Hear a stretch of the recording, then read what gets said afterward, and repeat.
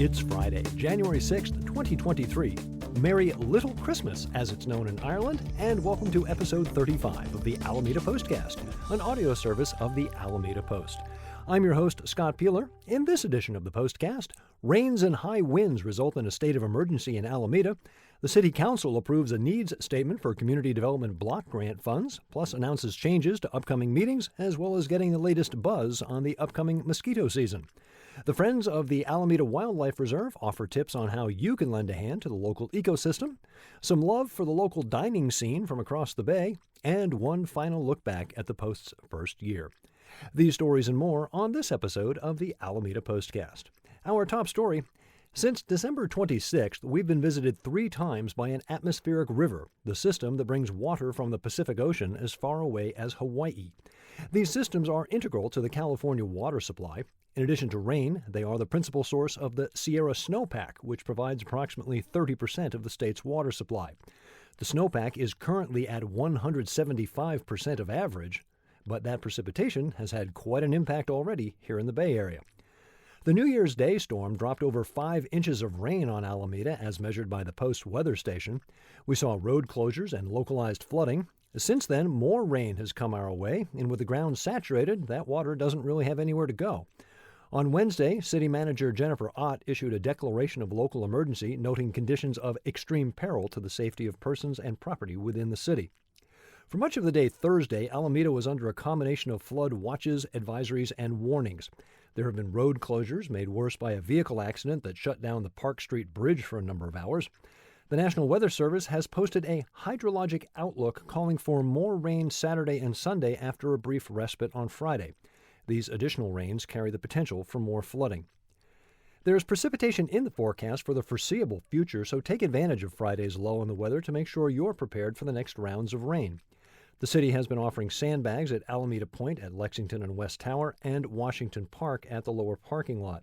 Take some time to ensure your storm drains are clear, and now is a good time to review your emergency preparedness plan. You can sign up for alerts on the county's AC Alerts system. Additionally, Alameda Fire Department uses the Zone Haven system to keep folks up to date on situations in their area. Find your zone at myzone.zonehaven.com.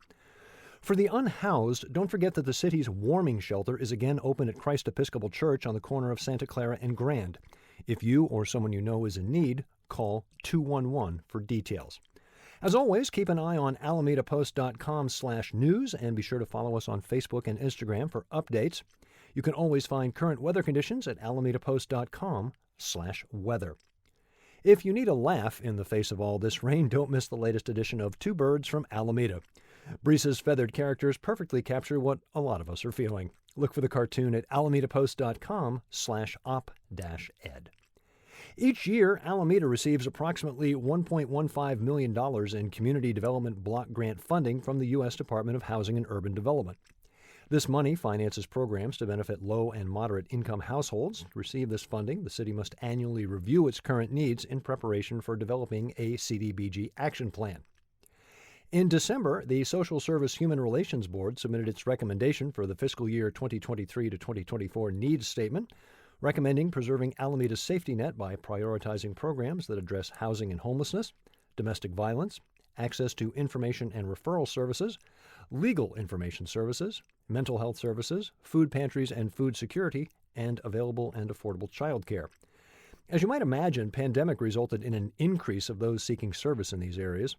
Mayor Marilyn Ezzy Ashcraft noted these increases. One of the largest increases was in legal assistance for seniors, which went from serving 50 seniors in fiscal year 20 to 21 to 294 individuals in 21-22. With federal funding expected to decline, Housing and Community Development anticipates requesting more funding from the city. The council voted unanimously to approve the needs statement. In other business, council voted to begin hybrid city meetings where the public can attend either online or in person as soon as possible, but not later than the beginning of March. This would include not only council meetings, but city board and commission meetings. Finally, Ryan Klosnitzer of the Alameda County Mosquito Abatement District shared that his district is, quote, preparing for a busy year, end quote, with all the rain fostering an increase in mosquitoes. Here's an area where you can help for no cost and little effort. Look around your property after the rains and tip over containers of standing water. For full details on the council meeting, see Karen Jensen's article at alamedapost.com/news. You might remember the drought. Yes, it's still with us despite the current rains. We've heard a lot about the water-saving benefits of replacing lawns with native plants. Well, there's another benefit to those natives. It helps the ecosystem. Native plants provide a home for native insects. You might not like bugs, but birds depend on them to feed their young, and we depend on insects to pollinate 87% of all plants. The Friends of the Alameda Wildlife Reserve has provided a great guide to what plants will benefit not only wildlife, but you as well. Look for the article at alamedapost.com/features. If you are one of those who enjoyed a live Christmas tree this season, you can make sure your tree is properly taken care of. The Boy Scouts are running a fundraising tree pickup on Saturday the 7th. If you missed that deadline, Alameda County Industries will be picking up trees through the end of the month. No matter your method, please ensure that all decorations and stands are removed. Trees over 6 feet tall should be cut in half, and no flocked trees, please. If your tree is small, it can be cut up and placed in your green organics bin. Details at alamedapost.com/external. As anyone who lives on the island knows, Alameda is something of a foodie's paradise. Unfortunately, we sometimes get overshadowed by San Francisco. The folks across the bay recently gave the island its due with a great article on sfgate.com entitled, "Where Every Bay Area Foodie Should Eat and Drink in Alameda." Freelance food writer Chelsea Davis has assembled a list of 15 island favorites. It's a great one. Find the article at alamedapost.com/external. Earlier on the postcast, we discussed Alameda's littlest and oddest park, the Rockery, located at the intersection of Central Avenue, Alameda Avenue, and Benton Street. This week, the story continues as Steve Gorman examines the question, just who is Louise McGuire and why is there a plaque dedicated to her at this site? Learn all about Ms. McGuire and the tree planted in her memory back in 1929 still grows today. Find Steve's article at alamedapost.com/history. On the subject of history, we certainly experienced it here at the Alameda Post. Before 2022 fades too far into the rearview mirror, take a moment to reflect on the year that was. Last week, we took a look at the first half of 2022. For a review of the events of July through December, including our election coverage, head to alamedapost.com/news. For the dog's eye view, check out Moof's Year in Review, as our intrepid four-legged reporter reflects on the year gone by with a little help from his human companion, Jeff Canberra. Find Moof's thoughts at alamedapost.com/features. After the plethora of holiday events, a return to whatever passes for normal is upon us. The Alameda Farmers Market is back on schedule this Saturday and Tuesday from 9 a.m. until 1 p.m. Before the kids head back to school, the Pacific Pinball Museum is again offering their Little Flippers class this Saturday from 11:30 until 12:30.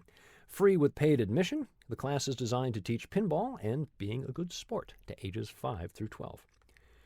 Looking ahead to next weekend, the Alameda Backyard Growers present Bonsai for Beginners on Sunday the 15th. If you've ever wondered how to create bonsai, now's your chance to learn this ancient art.